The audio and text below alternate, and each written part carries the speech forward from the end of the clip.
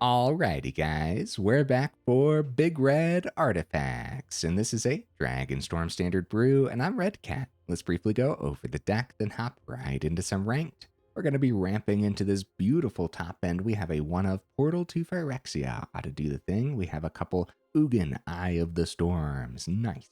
We have a couple Meteor Golems too. We have a 1-of Chandra Flameshaper and a 1-of Steel Hellkite as well. We're going to be ramping into all this with cards like Mightstone, Weakstone. Remember, when you tap this to add 2 colorless, you can't actually use those 2 colorless on the Ugin because Ugin is just colorless. It's not artifact, so that's important.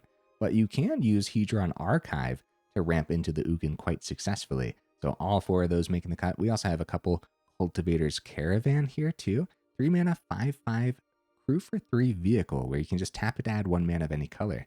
Why are we opting for Caravan over some of the other 3 mana rocks? Well, Chandra Spark Hunter actually making the cut in here too. It's a 4 mana, 4 loyalty legendary planeswalker. At the beginning of combat on your turn, you choose up to 1 target vehicle you control. Until end of turn, it becomes an artifact creature and gains haste. Okay, that's a +2 here where you may sacrifice an artifact or discard a card. If you do, draw a card. Has a 0 ability that generates a 3/2 colorless vehicle that has crew for 1. It has a -7 that honestly I don't think it's going to be unheard of at all to get to. You get an emblem with whenever an artifact you control enters, this emblem deals 3 damage to any target, which is really interesting because if you can pull off that emblem and somehow pull off the bottom ability on Ugin, I know that's asking for a lot, but it has that -11. Search your library for any number of colorless non-land cards, exile them, then shuffle until end of turn. You may cast those cards without paying their mana cost. Then you just dump all those extra artifacts that you grab off the Ugin on the board, and then just pop off with that emblem. We'll see how often that comes into to play, because probably not very often. And we do have more early ramp here too with all 4 Buried Treasure. This is a 2 mana artifact treasure, and you can tap it, sack it, add a mana of any color. But also, for a 5, you can exile this card from your graveyard, discover 5, activate only as a sorcery. I think that's going to come in handy very, very often, and discovering 5 in this deck list should be pretty good. If you hit any of your 4-drops, you're pretty happy about that already. But then if you hit Mightstone, Weakstone, I'll tell you what, that's a good target for Discover. But Season of the Bold is in here as a 2/of 2, also another way to help us ramp into that top end or see more off the top, or maybe with the bottom ability help us clean up some of the opponent's creatures. We also have more vehicles packed in here too. Couple Magmatic Galleons. We don't get to see this one very often. 5 mana, 5/5 crew for 2 vehicle. When it enters, 5 damage to target creature and opponent controls. Whenever 1 or more creatures your opponents control are dealt excess non-combat damage, create a treasure token. So technically, more ways to ramp, because it's very possible that when you play the Galleon, do 5 damage to something, like maybe you do 5 damage to like a 3/3, right? Then you immediately generate that treasure token too. It's actually pretty darn good, and then since it's a vehicle, should work well with the Chandra too. It curves well into the Chandra, or off of the Chandra, right? So, and just another really good 5-drop to hit on that Discover. We also have all 4 Piggy Banks. When it dies, create a treasure token. It's going to be a great chump blocker, man. Or it is a 3/2, so I mean, not just a chump blocker. It's going to be great to trade this into our opponent's creatures. And we have some early removal with all 4 Torch the Tower. We have some board wipes with a couple Brotherhoods End, and we also have the Irencrag for more early ramp as well. Over in the mana base, guys, 18 mountains. We do have a Demolition Field, a Vault. We have a couple Fountainports, and 2 Mirrex as well. So why not like all 4 Fountainports? Well, the Mirrex tokens are actually artifacts, which we could sacrifice to the +2 on the Chandra, for example, right? There's also going to be moments too where your opening hand is like Demolition Field, Mirrex, and Mountain, and you might need double red right away for Brotherhood's End or something. So Mirrex helping you mana fix for that 3rd turn. Honorable mentions, guys. All right, you could totally go Slagstorm over Brotherhood's End. That would work, but there might actually be moments. Well, it really depends, but I am seeing Synthesizer, so... But just remember, if you're destroying all artifacts, mana value 3 or less, that does hit your artifacts too, which there's a lot in here, so... Yeah, Slagstorm could be cool. Boommobile not making the cut this time around feels a little weird. Solemn Simulacrum feels a little weird not being in here, right? And then the Inner Sun almost made the cut. Market Back Walker could have been neat. And Blast Zone almost made the cut in the mana base too. Okay, guys, I do my dandiest to save the more in-depth discussion for the end of the video, so look forward to that. In the meantime, let's go ahead, take this into some ranked, see how we do.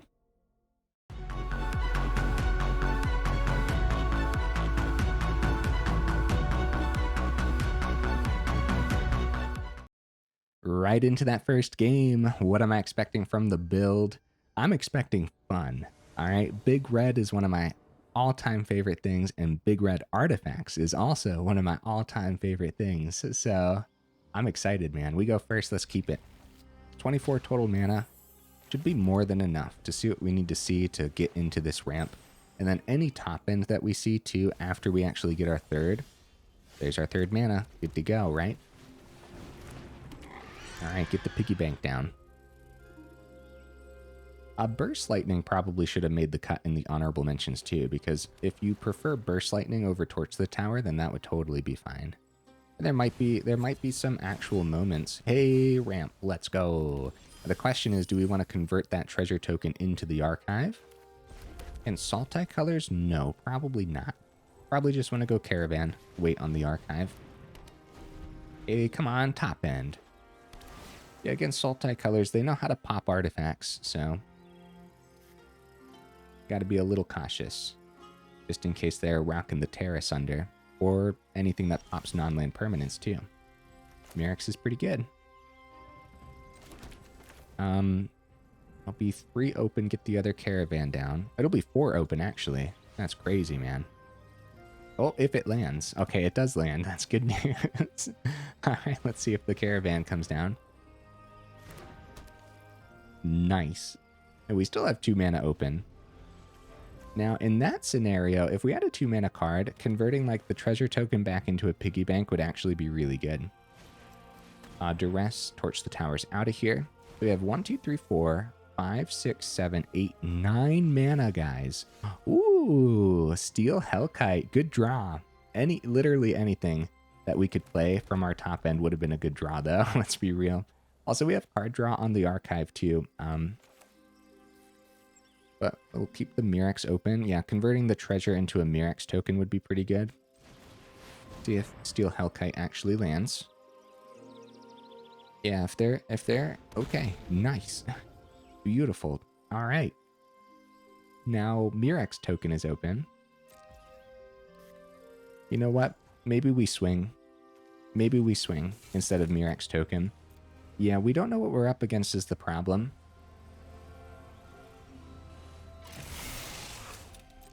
Yeah, who needs haste when you have vehicles, right? Nothing. Guys, I'm sensing go for the throat. If go for the throat's like the opponent's main removal, then they're in danger, bro. But they do have this virtue. And 5th mana comes down. Come on, Ugin. Ugin off the top. Mana, no. Now the crew for this is crew for 3. Probably going to spend some mana on the Hellkite's ability. We could draw on the archive, I guess. I guess. Yeah, we should. Okay, we'll do it before combat too. I hope that's okay, guys. We're losing 2 of our ramp to draw 2, but we have so much mana is the thing. Fountainport and Mirrex, at least there's some utility land, and the Fountainport especially. Fountainport especially is good, as that will continue to help us stock up our hand. Alright, go for the swing, and we'll just swing for 5 so we can keep all of our utility open with the Fountainport and everything. Actually, I might...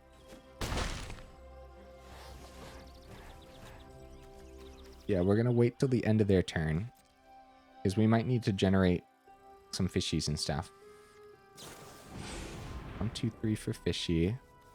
Meringue River Regent. Okay, that's pretty scary, because that probably means they have another one. Because they'll want their 6th mana.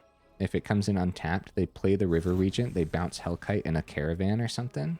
That would be a really powerful bounce for the opponent. 6 mana open.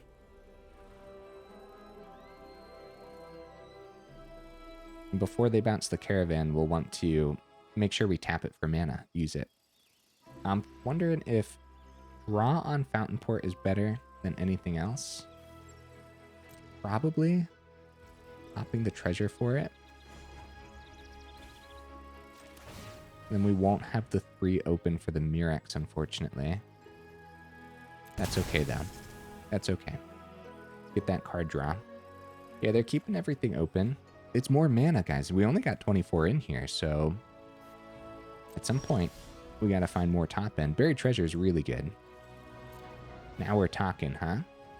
And I guess we do that before combat. The other Mirrex is fine. Let's get the Buried Treasure down. If it lands. If it doesn't, we hope that they don't exile it. Okay, we can add a red mana with the Buried Treasure and then activate its ability. So I have 3 open, which I'd prefer. The Fountainport was open. So let's tap, tap, tap, tap. There we go. Yeah, you got to watch out for auto tapper sometimes. Because right now, I guess you never know if we still want to use the 2 mana from the Caravans. Mightstone, Weakstone, let's get that card draw. If it lands, it does. Okay, that's great news, man. We don't really know what we're up against right now. Hey, Meteor Golem. Very nice. Okay. Right. Yeah. We now have bottom ability on Fountainport for treasure if we want. But maybe we do at least boost the Hellkite once. If we think it's getting through here. It's going to be a nowhere to run, which probably means nowhere to run number 2. This doesn't boost the toughness, so...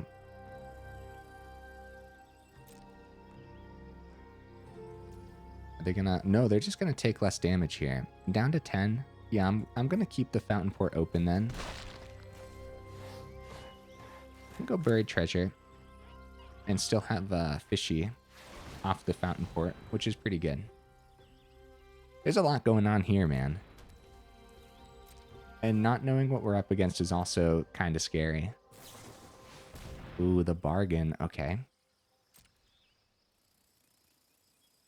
So, top 4, 2 in hand, rest in grave. Let's see what they put in their graveyard, because this could be Sultai Reanimator, but they just missed so much at the beginning.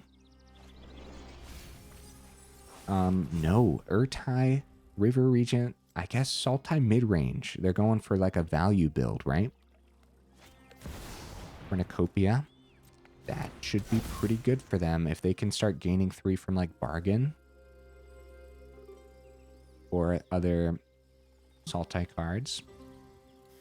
We should pop the Cornucopia with the Meteor Golem over the Nowhere to Run for sure.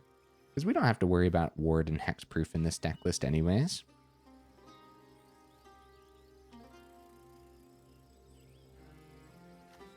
I'll tell you what. Our Chandra would be pretty good. 4 mana Chandra. Well, actually both Chandras would be pretty good. What's this? As an additional cost to cast a spell, collect evidence X where X is the total mana value of the permanents this spell targets. Destroy up to 1 target artifact, 1 target creature, to 1 target enchantment. Oh, okay. Well, crap. Well, they're targeting our buried treasure, so I might as well tap it for mana now. Or I guess at that point, make our fishy now, right? Totally fine. Make the fishy. They gain 2 back up to 12, and we lose the Hellkite. Yeah, we should probably pop that Cornucopia. Meteor Golem would be decent for when they actually see their true top end.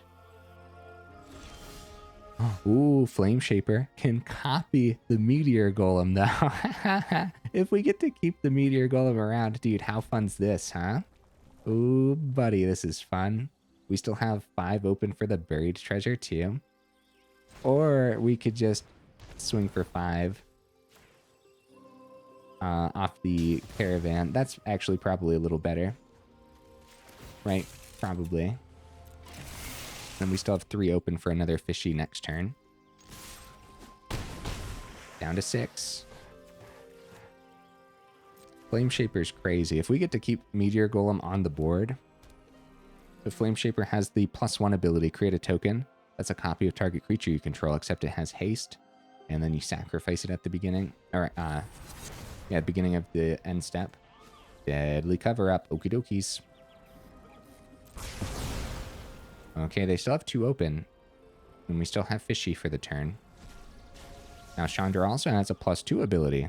That should keep us in this pretty nicely. Caravan can also be powered up by our Piggy Banks. So we have 3 more Piggy Banks in the build. Top 3 off the Chandra. Could easily find it. Ghost Vacuum. Okay, they still have 1 open, 2 cards in hand.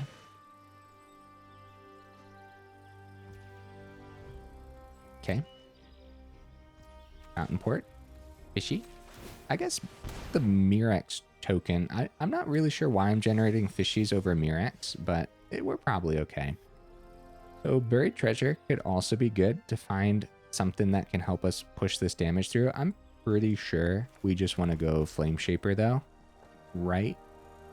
Then +3. We still have tons of mana, so all we got to do is find +3 red sources. All we have to do is find a creature to power up the Caravan and hope that they don't Hey, Piggy Bank, hi. There you are, buddy. Come on down. Join the party. Now we also have to hope that the opponent doesn't have a bounce spell, because they still have 1 Willow Rush Verge and 2 cards remaining in hand. GG opponent. Wow, dude. Holy cow. There was a moment there where we saw just so much mana. For 24 mana, we were seeing way too much mana, right? But we ramped so successfully early on. Cultivator's Caravan. Dude. Holy cow, man. Keep your eye on this card, huh? Little value mana rock that I feel like is being overlooked. It did so much there in that game. Like, that card was essential to our victory. Right from the start, pretty much. That's crazy, man. That's good. All right, right into the next game. What you bringing to the table, opponent? I found our top end, guys. I found it from the last game. No ramp in hand. No, opponent, come back. Why? Man. All right. Example hand, I guess. I would have loved since it was an example hand, right? I would have loved to actually get the mulligan in before the opponent conceded, but I don't think I was actually going to mulligan anyways. Excuse me, guys. All right, let's keep the ball rolling. Roll them into some more victories too. Yeah, I don't know if we can consistently ramp early on. I think there's going to be a lot of moments where we get to that top end just way too fast for the opponent. Oh wow, this is a weird one. I'm going to keep it. We'll see if Torch the Tower does the thing this game. 24 mana packed in and a lot of 2 and 3s that we can find. This is a really weird one. Cultivator's Caravan. There we go. That's good. Now we just need our 3rd. Crap. Hopeless type. So first of all, Torch the Tower is actually really good versus Pixie deck lists, but I also don't want to lose my ramp, and I don't want to lose my top end. It's a little awkward, but sending 2 Torch the Tower. Okay, top end. Okay, we're fine, guys. Everything's fine. Everything's fine. Now this could easily be my fault, because I could have mulliganed. It was a weird hand, to say the very least, you know? Okay, so we can Torch the Tower. I don't plan on discarding this Torch the Tower, first of all. And I guess the discard's going to be the...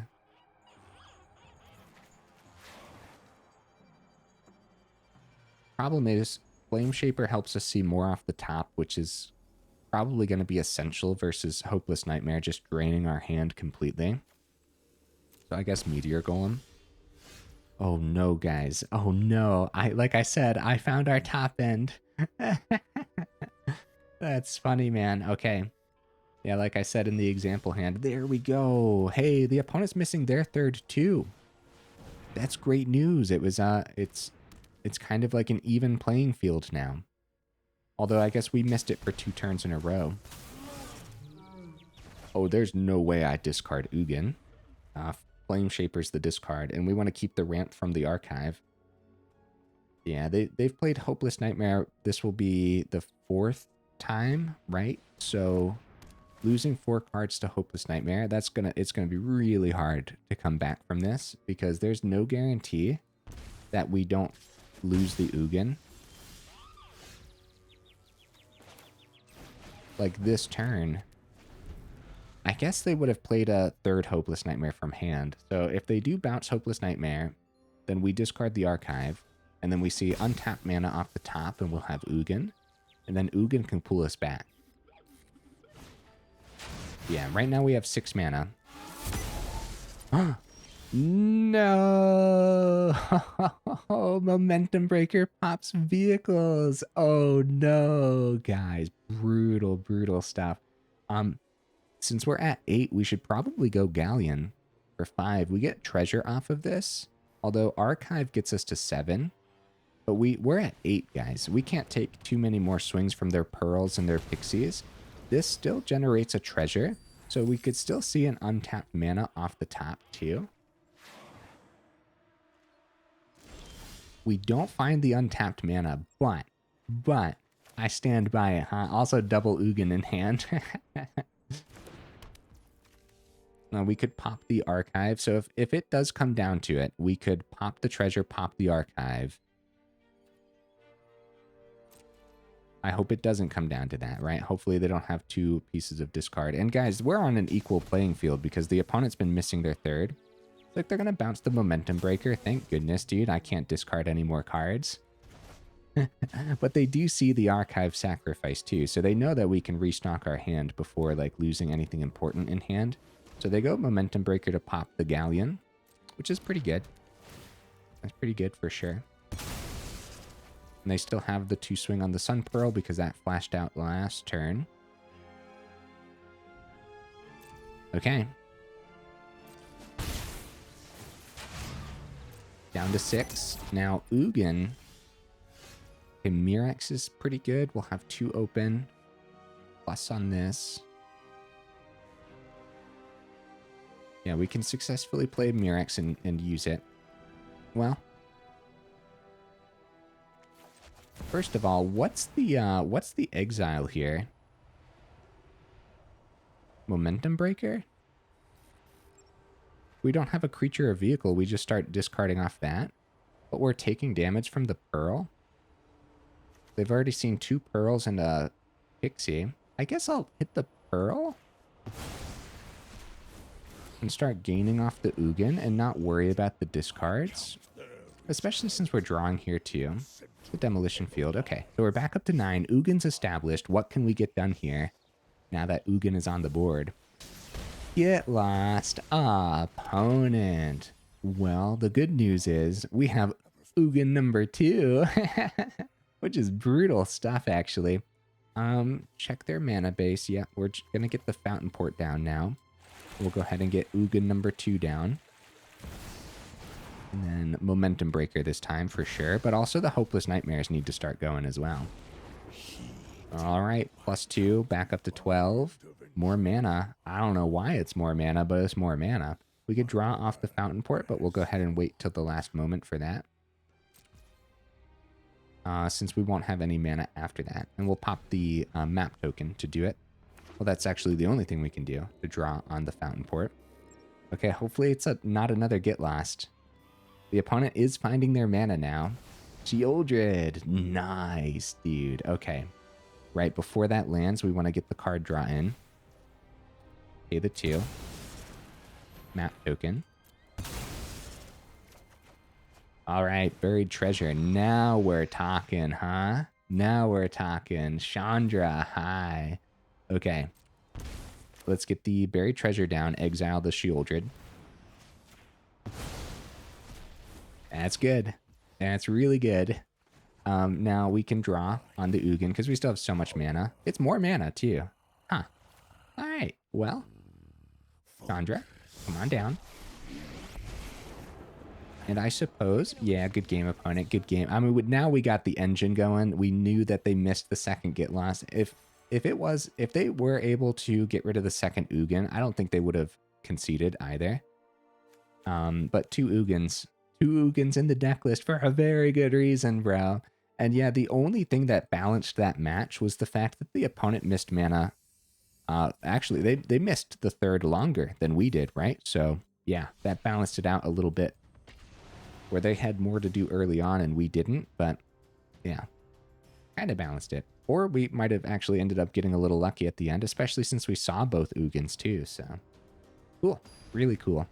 Guys, while I have you here in the middle of the video, make sure you check out that description where we do have that Discord link down, and also the Patreon link, if you're interested in joining either those up or supporting the channel that way. And then also, guys, for the YouTube side of things, if you like the video, make sure you actually drop it a like. And if you enjoy the channel, then consider subscribing because it really does help out the channel. So thank you. Okay. Right. I'll keep it. Hello, opponent. Hi. I think the Hired Claw is going to need popped here. And we'll do it before they can boost it with a Monstrous Rage. I would have preferred picking up a Heartfire hero, but that's okay. Especially since we have Brotherhood's End too. Okay, they don't play another 1-drop though. Okay, we can get Demolition Field down successfully. Ramp with Buried Treasure. We do have a Chandra on 4, but I think Chandra will die to their swing. And also Brotherhood's End hitting our Planeswalkers too. We have to kind of keep an eye on that.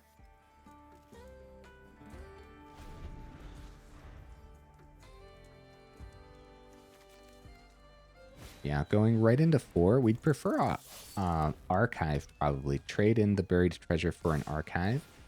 Okay, let's see if they boost that Challenger. If they do, they don't.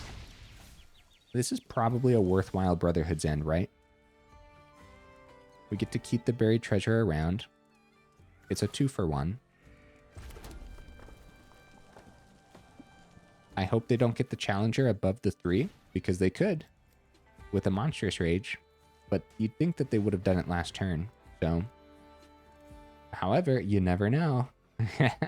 You never know, dude. Yeah, Prowess gets it to a 3-3. Okay, nice. So we do hit that 2-for-1. We could have went a little greedier with it since we're at 16. I don't think that's a good idea. Even at 16 life, okay, Screaming Nemesis is a problem. We do find more mana. That's good.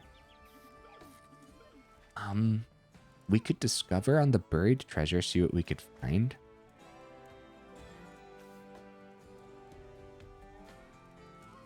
Chandra might take some pressure off of our face. We'll discover next turn. Chandra probably takes some pressure off of our face. We get to keep the Buried Treasure around. They dropped the GGs. Oh no, opponent, how could you? All right, so instead of sacrificing an artifact, we discard a card. Let's shift gears. And we discard a Buried Treasure to get that established in the grave too, I guess. Magmatic Galleon's terrific, but not against Screaming Nemesis, bro. That's just a problem. Actually, Screaming Nemesis in general for this deck list is going to be a problem until we see Ugin. And Ugin's just a 2-of on the top end. Oh dear. Oh dear. Oh no. Oh no, guys. Another Monstrous Rage. Luckily, it's just till the end of this turn. They get 6 to the Chandra, taking huge pressure off of our face. Now, the real question here is, guys... Wow, Torch the Tower. Wow. Wow. That's actually pretty good. Galleon for 5. Sacrifice Galleon with the Buried Treasure to pop the Nemesis. It exiles. We do 3 down to 7. Can't gain life for the rest of the game. Or we could go Buried Treasure. I don't know what we'd find that would help us against this. Alright. Galleon comes down. Pops the Challenger. We want to do this all before they untap. And then pop the Buried. Oh, we don't have to sacrifice the Galleon. That's good at least. Although we should probably keep the ramp. No, this is fine to just pop the treasures. Because we still have 5 mana on the board. Down to 7. Ugin on top. Bro, crap. I got rid of the ramp. I'm keeping it because we need to be able to exile the other Nemesis, but we will not be able to gain life off the Ugin because of the Nemesis 3 damage. Also, I guess we could die this turn too. It would not be unheard of for them to find 7 damage with 3 cards. Manifold Mouse doesn't have haste. That's good news.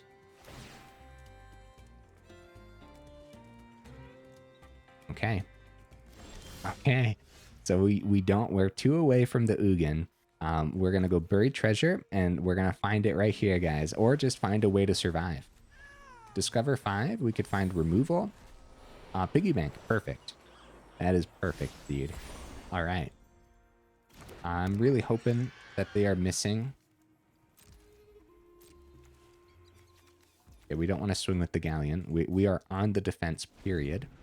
Well, I'm hoping they're missing a Monstrous Rage. They've already seen 2 of them, guys. That means there's only 2 left. Now they drop the GGs. We should probably power up Galleon to block. Because if they drop a GGs, it's going to be the 3rd Monstrous Rage. We're going to do our best, guys. We're going to do our best. Still got 2 cards in hand is the big problem here. And 2 mountains on the board. It's going to be a lightning strike. Oh, no. That's... Oh, wait, that's only 6. That's only 6 getting through. Huzzah! Vehicles! Down to 1. And unfortunately... Wow! Mightstone, Weakstone is actually another one that could have taken care of the Screaming Nemesis, right? That would have been huge for us. And it's ramp, but not ramp into Ugin. But it gets us into the Buried Treasure here, too. So now we're 1 card away from Ugin. Now they do drop the GGs again. This is probably an actual GG, as it's probably Burn. I will get the GG ready. It is going to be Burn, unfortunately, guys. So what an uphill battle, huh? I'll tell you what, maybe I should have actually used the Discover on the Buried Treasure to try to find the Mightstone, Weakstone to pop the Nemesis, but probably not. And then also, I was going to say, like, we should have sacrificed Galleon for the torch so we could have kept the treasure, but we still would have been 1 mana short anyways from the Ugin. But then also losing the Galleon would have meant that we would have died that turn where they would have just popped Piggy Bank and got the double strike through. Instead, we were able to power up Galleon and still have a block. So there's a lot of things going on there, right? And also, they didn't need to see the 3rd Monstrous Rage. If they actually missed that, I think there could have been a real chance where we could have pulled that off, even without the life gain on the Ugin at that point. I think we could have locked down the board. Yeah, there's a lot going on in that match. So I think that could have leaned towards us. All right, opponent, what you bringing to the table, buddy? Probably the last game of the evening. A very fun deck list, guys. I'm having a good time. There's a lot of options. Now, the options, I guess, like, the options aren't too difficult, but there's, like, you still got to think through it a little bit more practice with this, and I think I'd have more confidence, too. All right, Piggy Bank, can you land? That's the question. Yeah, Piggy Bank on the board. Not a great get-lost target, let me tell you. Moment of Truth. Oh, boy. So, 2 different deck lists right now playing Moment of Truth. And that is Mini Reanimator. And also, I think Moment of Truth is making the cut in Omniscience builds. The Temporary Lockdown, perfect to pick up the Piggy without us actually ramping. That's good news for the opponent. Fountainport is good. And Piggy Bank number 2 with Torch the Tower Open. And Torch the Tower Open is pretty essential to block the Abuelo's Awakening. Well, actually, yeah, they don't even have they don't have Omniscience in the grave yet, but still. Let's see. With stock up in there too, I'm pretty sure this is going to be the Abuelo's Awakening version. All right, 4th mana. Probably ramp with the Archive. Without Omniscience in the Grave, I think we're safe to ramp with the Archive over keeping Torch the Tower open. Either way, we swing. Get the Archive down. Yeah, Torch the Tower not being open, I think we're safe. 5th mana is untapped. Stock up. Okay. They're searching. They're searching for their combo.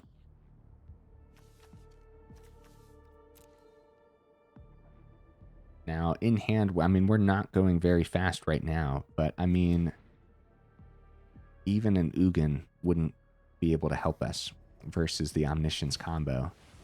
Dragonstorm. Yeah, no matter what, we got to keep the Torch the Tower open next turn, but there's no guarantees that they won't just counter it when it comes time. Omniscience in the Grave. Okay. And we have 6 mana. No creatures to target with the Galleon.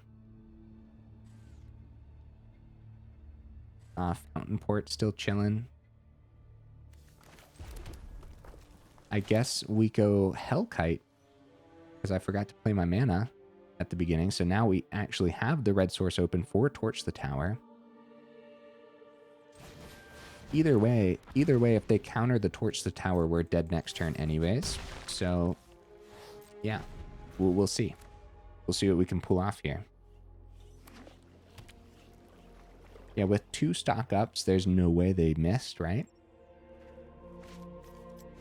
So Boiler's Awakening. They still got 2 mana open. Even if it wasn't free, the counterspell, they could still have a counterspell. Unfortunately, since priority passed back, we have to wait for them to play their free card first. Now let's see if it is going to be the counterspell for Omniscience, because if it is, I believe that is a GG's. So in this scenario, while it took them a while to set up, since we're also like, it's going to be Confounding Riddle as their counterspell. Okay, let's go ahead and let them play it out, because they could miss. They could, but they probably don't.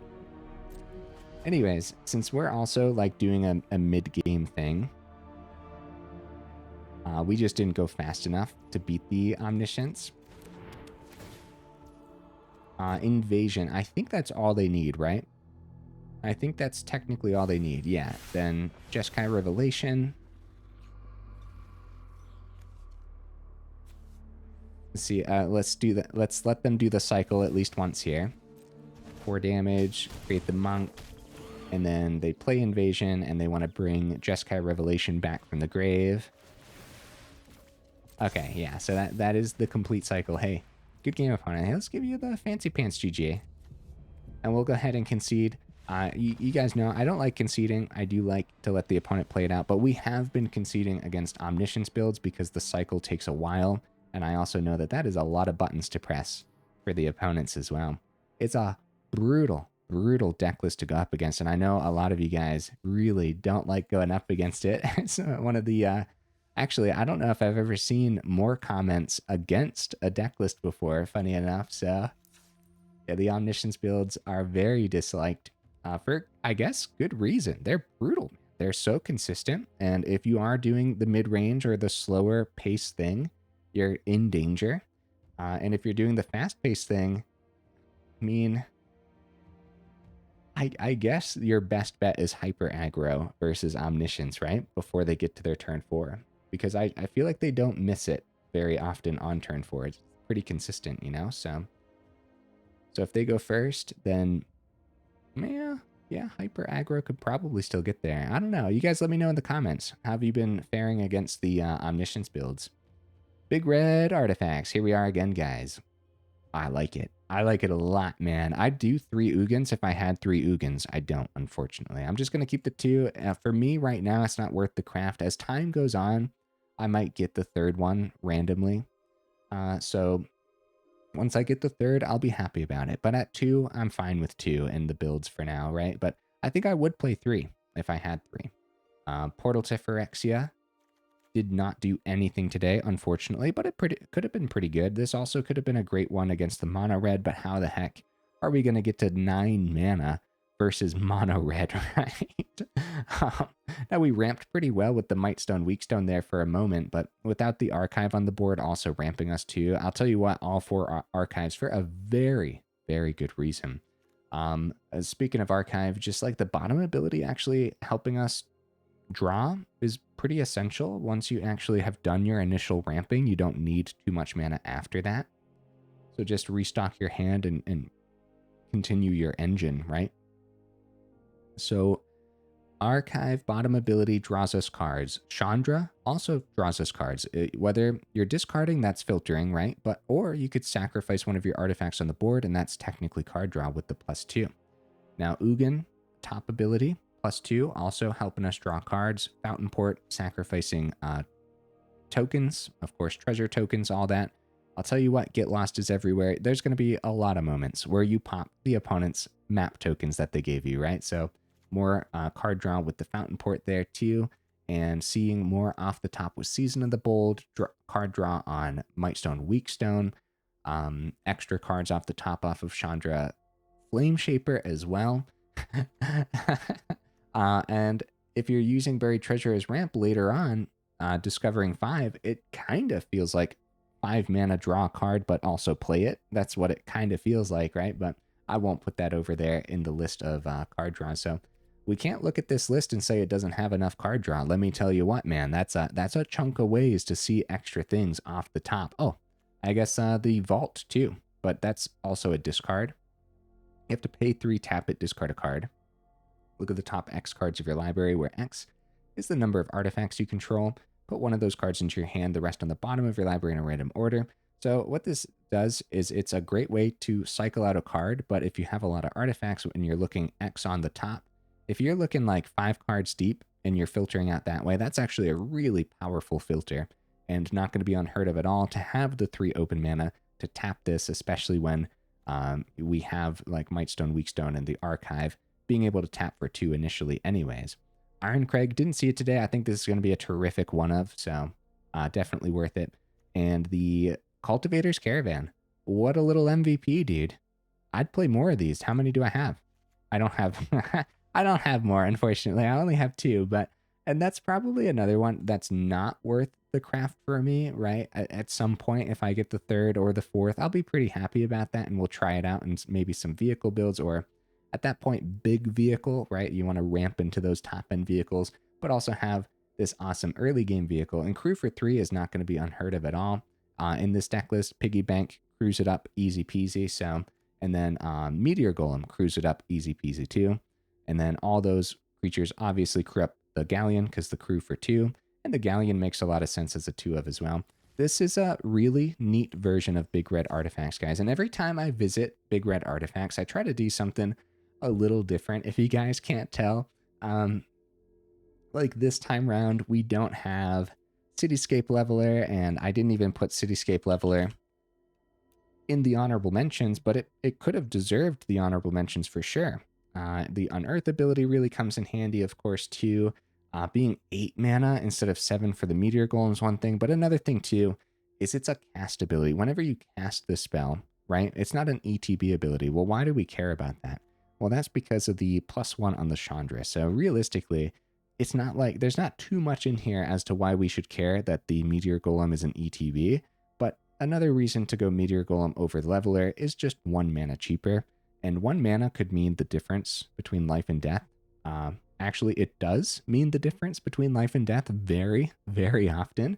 Ramping into 7 is much easier than ramping into 8, right? So, yeah.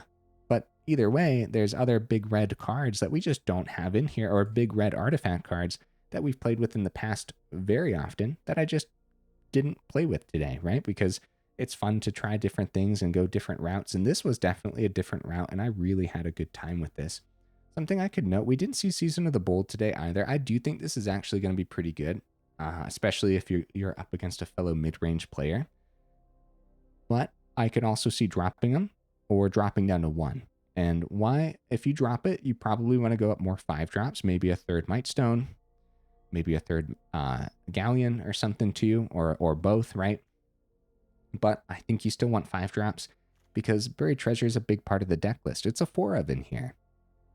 And paying 5 to discover is actually a big part of this deck list too. If you're ramping, and you guys know this, if you just played like mono green ramp too, you ramp and you ramp and you ramp and you're just like, holy cow, now all I need is my top end, right? Like you ramp so fast, now you need your top end. Well, what if your ramp is part of your top end? That's buried treasure, right? So you're ramping, and you missed your top end, but at the very least, you can discover 5 on buried treasure. And now, if you hit any of your 5 drops, which we have 6 of them in here, or any of your 4 drops, which we have 6 of them in here, that's pretty good. Even if you hit the archive, you're still missing your top end. You still have bottom ability, draw 2 cards. So going buried treasure, discover 5, finding archive, still good. That's still decent, man. Or maybe you have enough top end in hand, you just need more ramp on the board too. Converting that buried treasure into the archive is decent enough. Or maybe buried treasure was already in the grave anyways. You don't even have to convert it. Now it's just a little bonus. You already used buried treasure earlier in a different ramp. So yeah, dude. All right, very cool. A big change that you could consider as well is actually torch the tower. You could maybe drop down to 2 and go up a couple burst lightning, because burst lightning, the kicker cost could be really good. The extra damage on that could be good, but there also might be moments where you want to burst lightning your own piggy bank just to ramp on the piggy bank. It's going to be rare, but it could happen. And you can't do that with torch the tower, because torch the tower exiles. But guys, that's going to be rare, because of course torch the tower can bargain sacrifice the artifact anyways. So burst lightning on your own piggy bank would be a scenario where the opponent doesn't have a target for the torch the tower. Does that make sense, right? So the opponent's not playing any creatures, so you don't have a target for the torch. Wait a minute. 2 damage to target creature or player. Wait, you can just target the piggy bank, right? It doesn't say 2 damage to creature or planeswalker that the opponent controls. Dude, I'm just now thinking about this. Yeah, you could totally torch the tower, the piggy bank, and then bargain the piggy bank, and then there's no target for the torch the tower, but you still bargained. Huh. Okay, yeah, never mind. Yeah, you don't need burst lightning. You can also go like 3 torch and the burst lightning too, because remember, burst lightning does hit the opponent's face, which could really come in handy, huh? So, all right, guys. Holy cow, lots to say about this one for real. Do we have any legendary creatures that power up Irencrag? No. Legendary creature you control enters, so it doesn't count our planeswalkers. So we don't have to power up Irencrag, first of all. It's literally just in here for ramp, and it is going to be good 2 mana ramp too. I could even see 2 of these as well, because eventually if you get the second one, you can just trade it out to Chandra's top ability or something as well. I could also see 3 Chandras. I really like Chandra Spark Hunter. This is a really cool card, just in general. And it's funny too, because 4 mana, and then you go +2, and a 6 loyalty planeswalker for 4 mana. That's kind of no joke, man. But you know what's really no joke? Ramping into Chandra on turn 3. Turn 3, 6 loyalty planeswalker is disgusting. And at that point, it could be taking a huge amount of pressure off of your life total, long enough to maybe find a Brotherhood's End. Which, depending on what you're up against, guys, I could see 3 Brotherhood's End, and don't forget the Slagstorm. If you don't like Brotherhood's End, you can trade those out easy peasy. You could do 3 Torch the Tower, 3 Brotherhood's End. It depends what you're up against. It depends if you think you need to wipe the board wide more often than early spot removal. So you gotta keep an eye on that too. Also, guys, put it on the do not craft list because of how expensive it is. While Piggy Bank and Torch the Tower, we got commons, uncommons, buried treasures common. There's going to be a huge chunk of mythics, I think. So let's see this. Irencrag's rare. Caravan rare. Brotherhood's End is rare. And Chandra's mythic. Then we have the Archive being uncommon. Rare for Mightstone, Weakstone. Mythic for Season. Rare for Galleon. Mythic for Portal. Mythic for Ugin. Uncommon for Meteor Golem. Mythic for Chandra. Rare for Hellkite. You know, I thought this was going to be much worse. We also have the utility land, Mirrex, Fountainport. The Vault is mythic, and Demolition Field is uncommon. So I guess, doing some trading out, you could make it a little bit more budget friendly. I'd still say put it on the do not craft list just based on how expensive it is. But I think this is a deck list where you could do some trading out based on your collection quite successfully. So yeah, keep an eye on your collection. Do some trading out, and you might have some fun with this one. Okay, guys. I think that's it. Enough rambling, huh? You made it this far into the video for real. Y'all are champions. I super duper appreciate you. And I will see you in the next video.